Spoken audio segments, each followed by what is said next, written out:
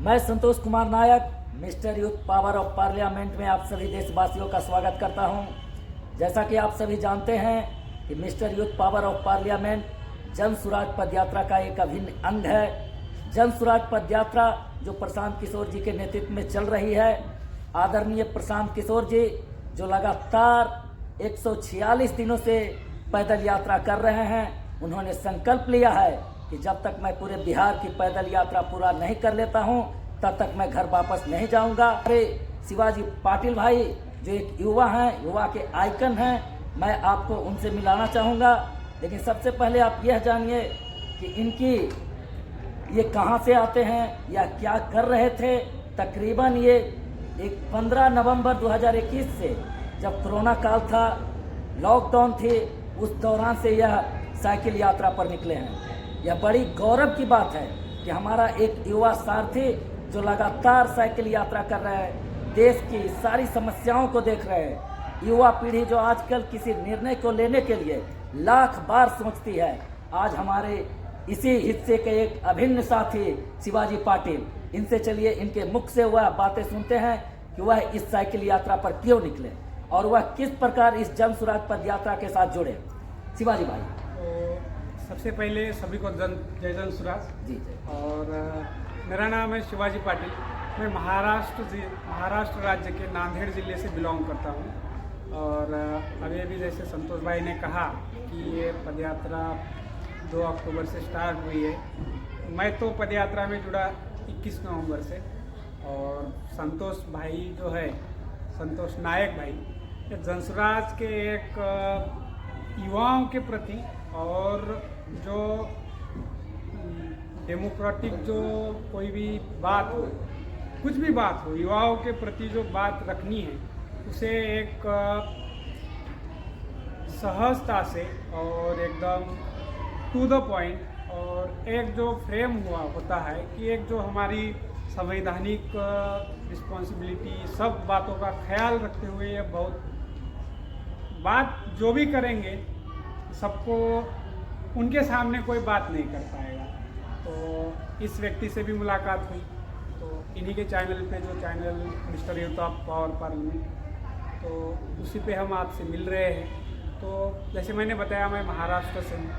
मैंने जो cycle journey start क्यों की, करने से पहले फिर घर वालों से परमिशन या फिर इससे जो कुछ भी बातें हैं मैं आपके साथ शेयर करूँगा। तो साइकिल से जो पूरे भारत का भ्रमण करना है वो मेरे दिमाग में आया लॉकडाउन में। पूरे भारत का भ्रमण करना है, मेरे देश को जानना है। ये तय किया था हमने, लगभग 10 लोग थे मैंने 9वीं कक्षा में हमने ये तय किया था कि हम सभी लोग, क्योंकि हमारे जो टीचर्स थे, समर वैकेशंस रहती है महाराष्ट्र में, उस दौरान भारत के अलग अलग हिस्सों में घूमते थे। तो हम वो बस जो DVD प्लेयर पे प्ले करके हमें दिखाते थे हॉस्टल में हमें, तो उसी से हमने तय किया कि हम भी घूमेंगे, देखेंगे। जैसे जैसे बढ़ते गए, सोच बढ़ती गई, फिर पढ़ाई लिखाई, फिर जॉब के लिए दौड़ भाग, ये सब करते करते कोरोना आ गया। कोरोना के बाद तो जैसे हमने देखा कि इतने सारे लोग मर रहे हैं, लाखों संख्या में, करोड़ों की संख्या में लोगों ने अपने जीवन को त्याग दिया। विचार वही करता रहा दिमाग में कि हम भी एक दिन जाने वाले हैं। इससे अच्छा है कि एक दिन हमारे भारत को एक थोड़ा सा जानने का प्रयास करें। जो चीज़ें हमने पढ़ी है, किताबों में हमने देखा है, वही चीज़ों को बस थोड़ा बेहतर से जानें। और इस जर्नी की जो प्रेरणा है वो भारत है। भारत, अगर मैं तो कहूँगा कि अगर आप पूरा भारत घूम लेंगे तो पूरी दुनिया आपको यहाँ पर मिलेगी, ना कहीं जाने की आवश्यकता है। अगर बीचेस देखने हैं साउथ चले जाओ, डेजर्ट देखना है राजस्थान चले जाओ, अगर आपको स्विट्ज़रलैंड देखना है तो चले जाइए, हिमाचल, उत्तराखंड, कश्मीर, सभी चीज़ें। तो यही बातें थी। एक घूमने का शौक तो बचपन से ही था। मैं पहले ही घूम चुका हूँ ट्रेन से बहुत सारी जगह। इतनी कम उम्र में आप जो ये फैसला ले रहे हैं, एक युवा जो होता है अपनी पढ़ाई लिखाई छोड़ करके जब कोई इस प्रकार की यात्रा पर निकलता है तो उसकी बहुत सारी समस्याओं को उनको सामना करना पड़ता है। हाँ, उनको यह सोचना पड़ता है कि मेरे माता पिता क्या सोचेंगे, हमारा समाज क्या हमारे प्रति सोचेगा। तो इसको आप किस प्रकार फेस किए, हमारे युवा साथियों को बताने का काम करें। ये बहुत बड़ा एक दिक्कत भरा काम था। पहले तो खुद पे एक विश्वास होना चाहिए कि हम जो कुछ भी कर रहे हैं तो क्यों कर रहे हैं। तो हर कोई यही क्वेश्चन पूछेगा कि ये क्या पागलपंती है। घर वालों को मैंने बताया तो उनको भी यही लगा कि यार इतना सुशील, वेल एजुकेटेड और सेटल लाइफ थी। कोचिंग वोचिंग में लेता था, कोचिंग पे पढ़ाता था। और बहुत सारे गांव में ऐसे बहुत सारे हमारे नेबर विलेज है, उसमें भी बातें होती हैं कि लड़का अच्छा है, फिर ऐसे कैसे घूमने निकल रहा है। घर वालों को मनाने के लिए लगभग 1 साल लग गया। मैंने कहा कि परमिशन, अभी जो मम्मी पापा है किसी के भी हो, गार्जियंस, उनको लगता है कि हमारे बेटे कैसे ही हो, रात अगर उनके सामने वो रहेंगे तो उनको सेटिस्फेक्शन जो है समाधान उनको मिलता है। वही बात थी। मैंने कहा कि पहले मैं महाराष्ट्र घूमता हूँ, 1-2 महीना दीजिए, मुझे भी मेरी लिमिट समझ में आएगी और आपको भी मेरी सेफ्टी समझ में आएगी किस प्रकार से हो रहा है। उनको भी फिर जैसे मैं निकलने लगा, निकलने के बाद बहुत सारे लोगों के द्वारा उनको एक पॉजिटिव मेरे बारे में बातें पहुंचने लगी कि अच्छा काम कर रहा है, कोई नहीं करता, आप कर रहा है तो बस इसके चलते। और वो उनको एक सेटिस्फेक्शन था कि एक अच्छा कर रहा है। बस मैं निकलने से पहले उनसे कहा था कि मैं कुछ भी करूँगा, जो आपका नाम है इस पर कभी भी किसी प्रकार की आँच नहीं आने दूँगा। तो उसी का मैं पालन करता हूँ। और जो उन्हीं के संस्कार थे, जो उन्हीं के विचार, जो मैं जिस एटमॉस्फेयर में मैं पला बढ़ा, वहाँ के जो मुझे संस्कार मिले, जो विचार मिले, उसी से प्रति मैं थोड़ा बहुत जो मेरी ये जिज्ञासा या फिर जो देश के प्रति वही सब कुछ था माहौल, उसी माहौल से मैं निकला हूँ। तो उन्हीं का एक आशीर्वाद, उन्हीं के संस्कार तो यही है कि मैं बाहर आया। और आप जैसे पूछ रहे थे कि एक शिक्षा ये वो सब छोड़ के अभी भी जो मैं कर रहा हूँ कि मेरी एक 2 साल का एक डिप्लोमा है। हाँ, तो मैं सीख रहा हूँ। तो ये शिवाजी भाई, जब आप पूरे देश की साइकिल यात्रा कर रहे हैं तो उस दौरान आप विभिन्न राज्यों में गए, तो मैं आपसे यह जानना चाहूँगा कि जब उस विभिन्न राज्यों में गए तो आपको कुछ खास चीज़ किसी खास राज्य में जरूर दिखाई दिया होगा। मैं चाहूँगा कि आप हमारे देश के युवाओं से यह बताने की कृपा करें कि वह खास चीज़ क्या थी और किस राज्य की थी। अगर एक चीज़ या 2 चीज़ हम वैसे कोई बता तो नहीं सकते, क्योंकि तो हर नया दिन मैं कुछ ना कुछ देखता हूँ। अगर आप हर चीज़ के बारे में अगर कमियां निकलती जाएंगे तो बहुत सारी कमियां निकलती हैं। हर राज्य के बारे में बहुत सारी अच्छी भी बातें होती हैं, तो हमें जो अच्छी बातें हैं उनको प्रमोट करना चाहिए। और जो हमेशा सकारात्मक सोचना चाहिए ताकि युवाओं को जो निगेटिव बातें हैं वो हम खामखा ऐसे बात करके हम कुछ नहीं कर सकते। जो निगेटिव बातें हैं, जो सुधार है, जिनके हाथ में सुधारने की जिम्मेवारी है, उन तक पहुंचाई जाए तो वो बेहतर होगी। तो मैं जैसे मेरी जर्नी में महाराष्ट्र, गोवा, गुजरात, MP, दिल्ली, हरियाणा, उत्तराखंड, हिमाचल, लद्दाख, कश्मीर, पंजाब, राजस्थान, UP, उनके बिहार आया हूँ। तो अब बिहार को लेकर मैं ज़्यादा बातें रखूँगा। मुझे हर जगह बिहार के मजदूर मिले, हर जगह। महाराष्ट्र में तो हर 10 किलोमीटर पे आपको मिल ही जाएंगे, लेकिन हर राज्य में बिहार के मजदूर, किसी राज्य के इतने ज़्यादा मजदूर मिले जो कि अपने रोज़गार के चलते पलायन किया उन्होंने। और वही थी बात की सभी बातें बिहार के फेवर में होते हुए तो बिहार में क्यों ये बात नहीं बढ़ रही है, क्योंकि लोगों को अपना घर छोड़ के बाहर जाना पड़ रहा है। वही दिमाग में बात करती रहती थी कि ये क्या चीज़ें होंगी कि जब हम बिहार पहुँचेंगे, जानेंगे।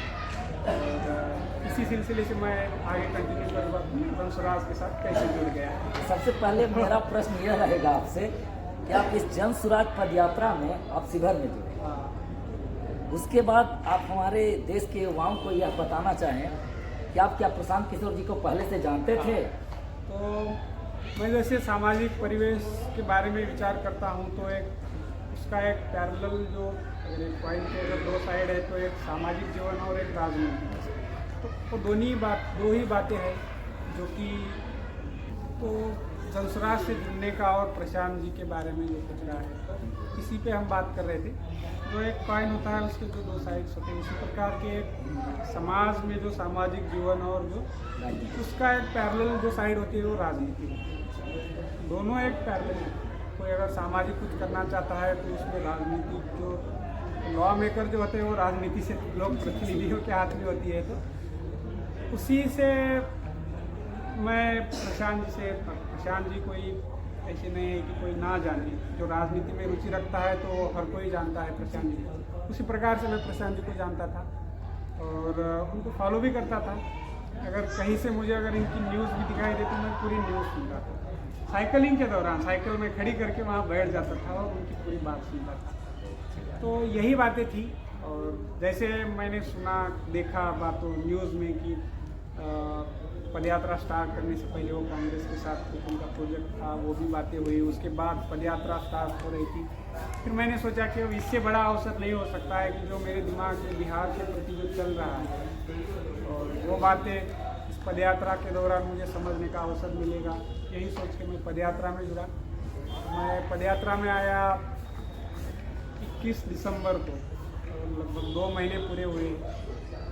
और पदयात्रा के दौरान जो कुछ भी मैंने देखा जाना और ये पदयात्रा का जो कुछ भी बातें। सबसे पहला प्रश्न आपसे हमारा पहला ये होगा कि आप हमारी बिहार की जनता को यह बताना चाहेंगे कि बिहार की जनता जन सुराज पदयात्रा के साथ आज जुड़ना चाह रहे हैं, लेकिन हमारे बहुत सारे नौजवान जो हमेशा देखते हैं कि राजनीति के शिकार हो जाते हैं। या तो हमारे देश के युवाओं को झंडा ढलवाने का काम करवाया जाता है, उनसे पोस्टर लगवाने का काम किया जाता है। उनकी राजनीतिक भागीदारी पूरी तरीके से समाप्त हो जाती है, क्योंकि जब वह किसी नेता या किसी पार्टी से जुड़ जाता है और जब उस युवा को छोड़ दिया जाता है तो वह युवा राजनीति को ही गाली देने लगता है। आप हमारे बिहार में आए, आप महाराष्ट्र के रहने वाले हैं, फिर भी आप हमारे बिहार के इस जन सुराज पदयात्रा में जुड़े और बिहार के उस हर पहलू को देखने का काम किया जहां से हमारे युवा भाई आते हैं। आप उनको एक ऐसा संदेश दीजिए कि वह इस जन सुराज पदयात्रा का एक हिस्सा बने और बिहार के इस नई राजनीतिक व्यवस्था जो माननीय प्रशांत किशोर जी के द्वारा बनाई जा रही है उसमें अपना अमूल्य योगदान देने का काम करें। तो जन सुराज जैसे मैं जुड़ गया, जुड़ने के बाद एक मेरे दिमाग में था कि ऐसे ऐसे हो रहा है होगा। जैसे प्रशांत किशोर जी एक विजन के साथ चलते हैं, एक विजनरी इंसान है और उनकी एक जो सोच है कि जो यूथ है उनको एक जो सक्रिय राजनीति है उसमें पार्टिसिपेट होना चाहिए, एक उनकी एक सोच है। वो भी सोच थी कि जो मुझे यहाँ खींची। तो वही बात है कि एक बेहतर बिहार में जो राजनीतिक जो परिवर्तन भी होगा और उसके साथ साथ जो सामाजिक जो व्यवस्था परिवर्तन की बात करते हैं तो उसकी शुरुआत अगर कोई कर रहा है, चाहे वो प्रशांत किशोर जी हो या फिर कोई दूसरा इंसान है, तो उसके लिए हर बिहारी को अपना जो योगदान है, अपनी जो भागीदारी है वो तय करनी चाहिए। तो अब प्रशांत किशोर जी के बारे में जैसे हम कहें कि अलग सोच रखने वाला इंसान है, तो यही कि उनके अलग अलग दलों के साथ काम करने का जो एक्सपीरियंस है, अनुभव, तो सब दलों की राजनीति वो खुद तय करते थे, यानी तो वो अच्छी तरह से जानते हैं। तो जो वो दलगत राजनीति है, अब जैसे मैं हर बिहार के जैसे किसी पंचायत में हम बहुत सारी जगहों पे देखे, हर कोई कहता है कि एक केजरीवाल जैसे निकला था उसी प्रकार से प्रशांत किशोर जी भी होंगे। तो मैं उनसे यही कहता था कि हम सामान्य इंसान होते हुए भी केजरीवाल की राजनीति जानते हैं, तो आप प्रशांत किशोर जी को क्या कहते हैं? तो वो राजनीतिक रणनीतिकार वो बात नहीं जानते होंगे। सही बात है। वो थोड़ी होगा। कुछ बेहतर का प्रयास हो रहा है, कुछ बेहतर की शुरुआत हो रही है, तो उसमें हर किसी को योगदान देना चाहिए। व्यवस्था वही है, ये नहीं कि महाराष्ट्र में कुछ अलग है। बस जो बेहतर है, इससे थोड़ा बेहतर है, लेकिन सब कुछ अच्छा है क्या, तो नहीं। कहीं अगर बेहतर के लिए कोई शुरुआत कर रहा है तो उसमें मेरी भी भागीदारी हो। मुझे लगना चाहिए कि मैंने भी प्रयास किया है। सफलता और आगे जो कुछ भी होगा वो तो समय तय करेगा, लेकिन हमें ये रहेगा कि हम उस टाइम उस चीज़ का हिस्सा भी नहीं होंगे तो हम एक कह सकते हैं कि हमने प्रयास किया। जैसे जेपी आंदोलन में बहुत सारे लोगों ने बहुत सारे लोग शामिल हुए, हर किसी को वो तो जो मौका नहीं मिला, लेकिन वो आज भी कहते हैं कि हम जेपी सेनानी, तो हम भी कहेंगे कि हम जनसुराज सेनानी। एकदम शिवाजी भाई, हमको आप ये बताएं कि आप जब जनसुराज पद यात्रा के साथ जुड़े तो आप प्रचारक टीम के हिस्सा थे, तो प्रचार करने के दौरान जब पद यात्रा पीछे से आती थी तो आप आगे आगे चलते थे। आपको हमारे ग्रामीण माताएं बहनें भाई बंधु से मिलने का मौका मिला, तो आपको कभी ऐसा लगा कि उनको यह लगा हो कि आप महाराष्ट्र के रहने वाले हैं? मुझे यही लगता था। अब जैसे यहाँ आने के बाद अलग अलग पदयात्री जो वॉलंटरी वर्क करते हैं, अपनी इच्छा से पदयात्रा में चलना ही ये नहीं है कि आप आए हैं तो अलग अलग बातें सीखें। ये व्यवस्था बहुत अच्छी लगी मुझे यहाँ की, अलग अलग जिम्मेदारियाँ दी जाती है हर किसी को। उसी प्रकार से मुझे भी एक प्रचारक टीम जो थी उसमें शामिल किया गया और होने का अवसर मिला। तो उस दौरान जो मैंने बातें जानी बहुत सारे, मुझे लगता था कि मैं महाराष्ट्र से और हिंदी बेल्ट में आके किस चीज़ के बारे में प्रमोट करूँ या किस चीज़ को मैं जनता के सामने रख पाऊँ। तो पहले तो ये जनसुराज की जो व्यवस्था और जो मैनेजमेंट है उन्होंने मुझे काबिल समझा, ये बड़ी बात है। फिर मैं काबिल हैं नहीं आप उस लायक हैं, क्योंकि आप युवा के यही ना है कि आप यही कह रहे थे कि जो लायक भी है लेकिन उसको अवसर नहीं मिलता है, तो ये अवसर मुझे यहाँ पे मिला। तो उसी प्रकार से मैं गया, बातें करता था। पहले लगा कि मैं कोई भोजपुरी बोल देगा, मैं आने के बाद भोजपुरी में समझ चुका था, सामने वाला इंसान क्या कह रहा है मैं समझ सकता था। बस बात रखता था मैं हिंदी में, और बहुत सारे लोग हिंदी जानते हैं और जो नहीं भी जानते थे वो ट्रांसलेट करके बताते थे। अच्छा, हाँ। फिर मेरी हिंदी बोल के मैं जैसे निकला तो पूरा हिंदी बेल्ट में ही घुमा हूँ। हिंदी मेरी अच्छी हुई है। मैं जैसे निकला था तो मेरी हिंदी इतनी स्ट्रांग नहीं थी, बहुत वीक था हिंदी में। तो मैं बात करता था तो उनको भी नहीं लगता था कि ये कहीं बाहर से आया होगा। यानी एक होता है जब कहीं अगर हम भाषा का उदय भी नहीं था तो लोगों के बीच में प्यार रहा ही होगा ना। तो वो जो प्यार, बस उस प्यार से हमारी बातें होती थी। भाषा बस एक जरिया था, लोग समझते थे, उनको मैं समझता था और जो मैं कहना चाहता हूँ वो समझते थे। ये बहुत मेरे लिए अच्छा था। एक शिवाजी भाई, एक बात मैं इस देश के युवाओं से कहना चाहूँगा, जो आपके माध्यम से कहना चाहूँगा कि हमारे देश के युवा जो पढ़ने में तो अच्छे होते हैं, हर चीज़ में अच्छे हैं, लेकिन जब उनकी भागीदारी सुनिश्चित नहीं होती है तो कहीं ना कहीं वह डिप्रेशन का शिकार हो जाते हैं, भटक जाते हैं अपने मार्ग से। वह पढ़ाई की बात हो या किसी भी काम की बात हो, तो आप उनको यह संदेश दीजिए कि आप उतनी कम उम्र में इस प्रकार के फैसला ले लिए कि आप साइकिल यात्रा से पूरे देश की यात्रा पर निकल गए। आप हमारे देश के युवाओं को यह बताइए कि आप जो सोचते हैं वह मन लगा कर कीजिए। एक जो है कि समाज में एक जो गलत प्रथा ही कह सकते हैं कि हर चीज़ को जो ग्रेड पे जो हम काउंट करते हैं वो गलत है। मैं जैसे कहा कि मैं निकला हूँ तो एक सीखने के लिए निकला हूँ, और इंसान जब तक रहेगा जीवित तो तब तक तो उसकी लर्निंग एक प्रोसेस है, वो तो कभी ख़त्म नहीं होती। उसी दौरान अगर हम कुछ कर रहे हैं, अगर कुछ सोच रहे हैं, फिर आप कीजिए। आपको लगेगा कि पहले ये क्या होगा, क्या दिक्कतें होगी, क्या समाज क्या कहेगा, लेकिन जब हम अगर हमारा लक्ष्य सही है तो उसके प्रति अगर हम डेडिकेटेड तो फिर जो उसका आउटपुट होगा वो आपको इतना स्ट्रांग बनाएगा समय जाएगा, लेकिन एक दिन आप खड़े होंगे तो सब लोग आपको सुनने के लिए तैयार रहेंगे। तो यही है, ये बात हमें याद रखनी है कि आप करते जाइएगा, बस आपके जो लक्ष्य के प्रति आपकी भावना और आपकी लगन होनी चाहिए, और जो मिलता है किसी पैमाने पे आप उसमें पैमाने से किसी काउंट नहीं कर पाएंगे। आपसे एक प्रश्न हम करना चाहेंगे जो मेरी जिंदगी से भी जुड़ी है कि आप बहुत शांत स्वभाव के हैं। आपको जब भी हम आपको देखते हैं तो कभी आक्रामक रूप में नहीं देखे। इस 2 महीने में आप जो भी काम कर रहे हैं इतनी शांति पूर्वक कर रहे हैं कि कभी देख करके लगता है कि मैं भी उस शिवाजी पाटिल के बातों को फॉलो करूं कि मुझे शांति मिले, मैं उतना गुस्सा नहीं करूं।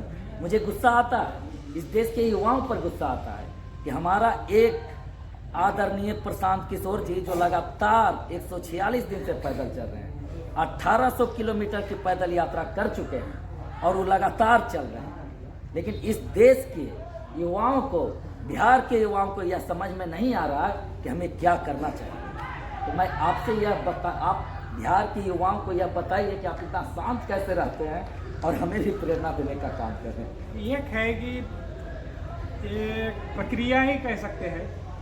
अगर 2-3 साल पहले जो शिवाजी था, अगर वो आप उसे अगर यहाँ पदयात्रा में अगर किसी के साथ कंपेयर कर सकते थे तो सावन के साथ कर सकते थे। लेकिन एक प्रक्रिया थी, फिर मुझे एहसास होने लगा कि यार हर एक बात पे अगर हम उसी प्रकार से इरिटेट होकर अगर हम उसको अगर रिस्पॉन्स करेंगे तो एक है कि खुद पे जो एक कंट्रोल है वो भी हम खोते जाएंगे, और जो हम अच्छी तरह से उसको एक अच्छी तरह से अगर हम प्रेजेंट कर सकते हैं, जब हम गुस्सा या एंगर में होते हैं तो उस टाइम हम उस चीज़ को बेहतरी से हम फॉरवर्ड नहीं कर पाते। कि मुझे बहुत जगह पे मुझे एक एहसास हुआ इसका, तो फिर मैंने सोचा कि ये इसमें कोई तुकी नहीं है कि हम गुस्सा होके कुछ कर सकते हैं।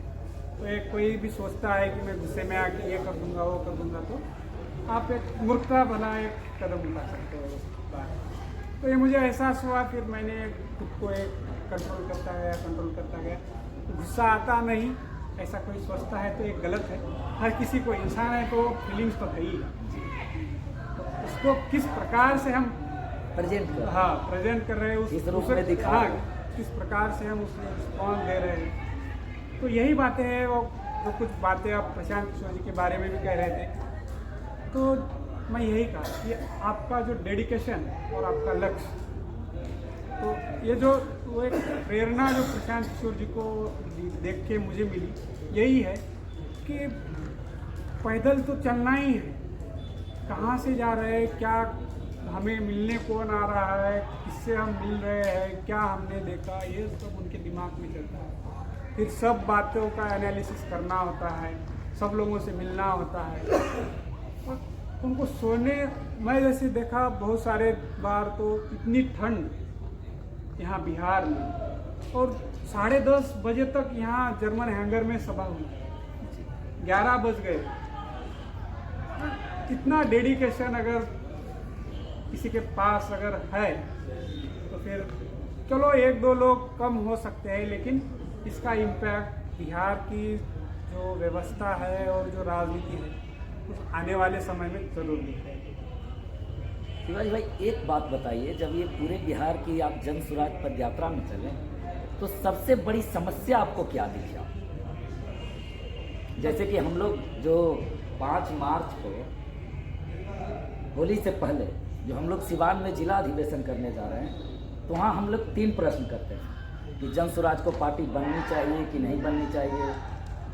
जन स्वराज जब पार्टी बनती है तो 2024 का लोकसभा चुनाव लड़ना चाहिए कि नहीं लड़ना चाहिए। तीसरा जो हम पॉइंट रखते हैं बिहार की जनता के समझ कि बिहार की सबसे बड़ी समस्या क्या है, तो उसमें सबसे पहला जो पॉइंट रहता है भ्रष्टाचार पे हम लोग बात करते हैं, बेरोजगारी व पलायन की बात करते हैं, उसके बाद किसानों की समस्या की बात करते हैं। तो जब आप पैदल यात्रा कर रहे थे जन स्वराज अभियान के साथ जुड़ करके, तो आपको सबसे बड़ी समस्या क्या दिखी? तो उसमें मैं यही कहूँगा कि जो पलायन बिहार में बहुत बड़ी समस्या है मेरे नज़र से। बेरोजगारी और पलायन उसमें ऑप्शन रहता है तो वो बहुत बड़ी समस्या है। क्योंकि जैसे बिहार के लगभग 60% ऐसे लोग हैं उनके पास ज़मीन ही नहीं है, यानी खेती ही नहीं है।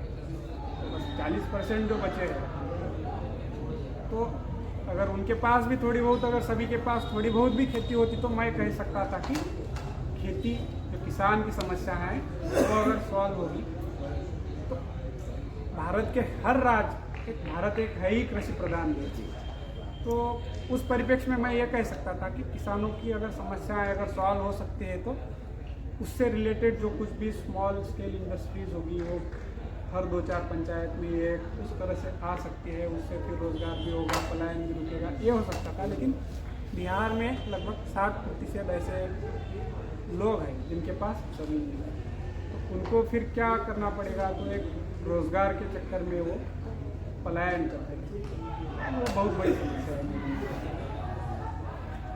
और रिजल्ट भी हम लोग देखते हैं, जब काउंटिंग होती है उसके बाद हम लोग काउंट करते हैं कि सबसे बड़े बिहार की मुद्दा क्या है, तो बेरोजगारी व पलायन पे ही देखने को मिलता है। और शिवाजी भाई से बात किए आप लोग से मैं एक बात कहना चाहूँगा कि हमारे शिवाजी पाटिल भाई बहुत अच्छे हैं, नेक दिल इंसान हैं, जो लगातार जन स्वराज पद यात्रा में चल रहे थे। इनकी याद हम लोग सभी जन स्वराजी भाइयों को जरूर आएंगे। और मैं इनसे एक निवेदन करूँगा कि जब भी आपको छुट्टी मिले तो आप हमारे जन स्वराज पद यात्रा का हिस्सा बने। जो आप अपने लक्ष्य को लेकर के चले हैं, सबसे पहले आप उसे पूर्ण कीजिए।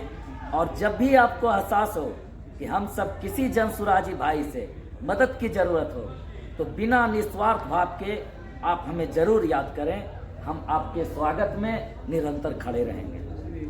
साथ ही जी, तो मैं भी यही कहूँगा कि अगर कोई जन स्वराज के साथ जुड़ गया है तो वो जुड़ा रहेगा।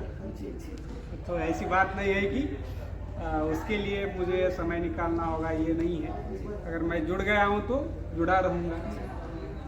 तो मैं शिवाजी भाई के लिए एक शायरी बोलना चाहूँगा कि जब जब बढ़ेगा हमारा यह जनसुराज, जब जब बढ़ेगा हमारा यह जनसुराज, तब शिवाजी भाई आएंगे हमें याद। इस बात के साथ मैं सभी देशवासियों को तहे दिल से नमस्कार करता हूं और आगे आप सभी को ऐसे ही एपिसोड दिखाता रहूंगा। जो हमारे नौजवान हैं, जो राजनीति में हिस्सा लेना चाहते हैं, उनके लिए मैं हमेशा प्रेरणा का एक स्रोत बना रहूंगा। इसी के साथ मैं अपने वक्तव्य को समाप्त करता हूं। जय हिंद, जय भारत, जय जन, जय बिहार।